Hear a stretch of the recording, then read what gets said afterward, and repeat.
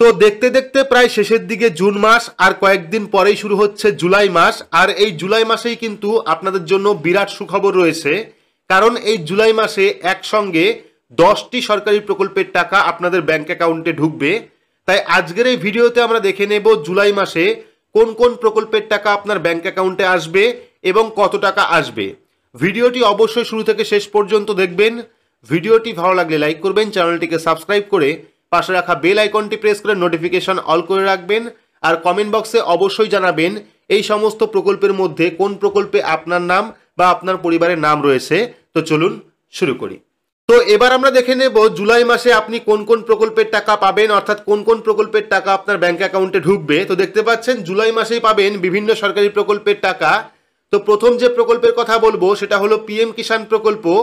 কেন্দ্রীয় সরকার পিএম কিষাণ প্রকল্পের মাধ্যমে প্রত্যেক চাষিকে বছরে 3টি কিস্তিতে 6,000 টাকা দিয়ে থাকে। আর ইতিমধ্যে 20তম কিস্তি টাকা দেওয়ার সময় হলেও কৃষকদের অ্যাকাউন্টে কিন্তু সেই টাকা আসেনি। কিন্তু সরকারি সূত্রে জানা যাচ্ছে পিএম কিষাণ প্রকল্পের 20তম কিস্তির টাকা জুলাই মাসে দেওয়া হবে, যদিও এখনো পর্যন্ত কোনো তারিখ প্রকাশ করা হয়নি। পরবর্তী যে প্রকল্পের কথা বলবো সেটা হলো কৃষক বন্ধু প্রকল্প। পিএম কিষাণ প্রকল্পের মতো পশ্চিমবঙ্গে আরও একটি প্রকল্প চালু রয়েছে যার নাম হলো কৃষক বন্ধু প্রকল্প। আর এই প্রকল্পেও কিন্তু কৃষকদের বছরে 2টি কিস্তিতে টাকা দেওয়া হয়, একটা হলো রবি সিজন আর একটা হলো খারিফ সিজন। আর এই প্রকল্পের টাকা কিন্তু এখনো পর্যন্ত কৃষকদের অ্যাকাউন্টে আসেনি। যেহেতু জুন মাস প্রায় শেষের দিকে, আশা করা যাচ্ছে জুলাই মাসেও কিন্তু আপনারা পিএম কিষাণের মতো কৃষক বন্ধু প্রকল্পের টাকাও পেতে পারেন। তো পরবর্তী যে প্রকল্পের কথা বলবো সেটা হলো লক্ষ্মীর ভাণ্ডার প্রকল্প। বর্তমানে পশ্চিমবঙ্গের সবথেকে জনপ্রিয় প্রকল্পের নাম হলো লক্ষ্মীর ভাণ্ডার প্রকল্প, যে প্রকল্পের মাধ্যমে সাধারণ মহিলারা প্রতি মাসে 1,000 টাকা ভাতা পেয়ে থাকেন এবং তপশিলি জাতি তপশিলি উপজাতির মহিলারা প্রতি মাসে 1200 টাকা পেয়ে থাকেন। যদিও এখন শোনা যাচ্ছে লক্ষ্মীর ভাণ্ডার প্রকল্পের টাকা আবারও বাড়ানো হবে, তবে এখনো পর্যন্ত কিন্তু সরকারের পক্ষ থেকে অফিসিয়ালি কোনো বিজ্ঞপ্তি প্রকাশ করা হয়নি। তবে জুলাই মাসের 1 থেকে 5 তারিখের মধ্যেই কিন্তু লক্ষ্মীর ভাণ্ডার প্রকল্পের টাকা বিভিন্ন মহিলাদের অ্যাকাউন্টে ঢুকে যাবে। পরবর্তী 4 নাম্বার যে প্রকল্পের কথা বলবো সেটা হলো স্বচ্ছ ভারত মিশন গ্রামীণ প্রকল্প। এটি কেন্দ্রীয় সরকারের একটি প্রকল্প, যে প্রকল্পের মাধ্যমে যাদের বাড়িতে টয়লেট নেই তাদের কিন্তু টয়লেট তৈরি করার জন্য 12,500 টাকা সরকারের পক্ষ থেকে দেওয়া হয়। এবং এই প্রকল্পে আবেদন করার জন্য কোনো অফিস যাওয়ার প্রয়োজন পড়ে না, আপনি বাড়ি বসেই কিন্তু অনলাইন আবেদন করতে পারবেন। এবং ইতিমধ্যে যারা স্বচ্ছ ভারত মিশন গ্রামীণ প্রকল্পে আবেদন করেছেন তারা কিন্তু জুলাই মাসে প্রথম কিস্তির 5,000 টাকা পেয়ে যাবেন এবং পরবর্তী 5,000 টাকার কাজ কমপ্লিট করার পর যখন সার্ভে হবে তারপরে কিন্তু আবারও বাকি দ্বিতীয় কিস্তির টাকা আপনার ব্যাংক অ্যাকাউন্টে ঢুকবে। এবার পরবর্তী যে প্রকল্পের কথা বলবো সেটা হলো বৃদ্ধ ভাতা প্রকল্প।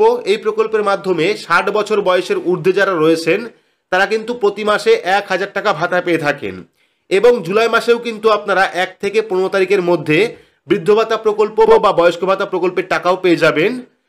পরবর্তী যে প্রকল্পের কথা বলবো সেটা হলো বিধবা ভাতা প্রকল্প। আপনাদের যাদের নাম বিধবা ভাতা প্রকল্পে রয়েছে তারাও কিন্তু প্রতি মাসে 1,000 টাকা পেয়ে থাকেন এই প্রকল্পের মাধ্যমে। তবে পশ্চিমবঙ্গ সরকারের নতুন নিয়ম অনুযায়ী যদি আপনি বিধবা ভাতা প্রকল্পের টাকা পান সেক্ষেত্রে কিন্তু আপনি লক্ষ্মীর ভাণ্ডার প্রকল্পেও নাম তুলতে পারবেন, সেক্ষেত্রে আপনি ডবল টাকা পাবেন। আর এই বিধবা ভাতা প্রকল্পের টাকাও কিন্তু জুলাই মাসে 1 থেকে 15 তারিখের মধ্যে আপনার ব্যাংক অ্যাকাউন্টে চলে আসবে। পরবর্তী যে প্রকল্পের কথা বলবো সেটা হলো প্রতিবন্ধী ভাতা প্রকল্প। প্রতিবন্ধী ভাতা প্রকল্পে প্রতি মাসে 1,000 টাকা দেওয়া হয় এবং এই মাসেও অর্থাৎ জুলাই মাসের 1 থেকে 15 তারিখের মধ্যে কিন্তু আপনারা প্রত্যেকেই প্রতিবন্ধী ভাতা প্রকল্পের টাকা পেয়ে যাবেন যদি আপনার নাম এই প্রকল্পে থেকে থাকে। এর পরবর্তী যে প্রকল্পের কথা বলবো সেটা হলো বাংলা আবাস যোজনা প্রকল্প। বাংলা আবাস যোজনা প্রকল্পের মাধ্যমে 1,20,000 টাকা সহায়তা করা হয় ঘর তৈরি করার জন্য, কিন্তু এখনো পর্যন্ত যারা দ্বিতীয় কিস্তির টাকা পাননি তারা কিন্তু জুলাই মাসেই দ্বিতীয় কিস্তির টাকা পেয়ে যাবেন। এছাড়াও কিন্তু পুরোহিত ভাতা, ইমাম ভাতা, মুয়াজ্জিন ভাতা এই সমস্ত ভাতার টাকাও জুলাই মাসের 1 থেকে 20 তারিখের মধ্যে আপনাদের ব্যাংক অ্যাকাউন্টে চলে আসবে। তাছাড়া আপনারা যারা কন্যাশ্রী, যুবশ্রী বা রূপশ্রী প্রকল্পে আবেদন করেছেন তারাও কিন্তু এই জুলাই মাসেই এই সমস্ত প্রকল্পের টাকা পেতে পারেন। তো এবার আপনারা অবশ্যই কমেন্ট বক্সে কমেন্ট করে জানাবেন বর্তমানে কোন কোন প্রকল্পে আপনার বা আপনার পরিবারের সদস্যর নাম রয়েছে। এই ছিল আজকে গুরুত্বপূর্ণ একটি ছোট্ট আপডেট। আশা করি বোঝাতে পেরেছি যে জুলাই মাসে কোন কোন প্রকল্পের টাকা ছাড়া হবে বা কোন কোন প্রকল্পের টাকা আপনাদের ব্যাংক অ্যাকাউন্টে আসতে পারে। তো ভিডিওটি আপনাদের কেমন লাগলো অবশ্যই কমেন্ট বক্সে কমেন্ট করে জানাবেন। ভিডিওটি ভালো লাগলে লাইক করবেন, চ্যানেলটিকে সাবস্ক্রাইব করে পাশে রাখা বেল আইকনটি প্রেস করে নোটিফিকেশন অল করে রাখবেন। সবার সুবিধার্থে ভিডিওটি শেয়ার করবেন। তো আজকের মতো এইটুকুই, ধন্যবাদ।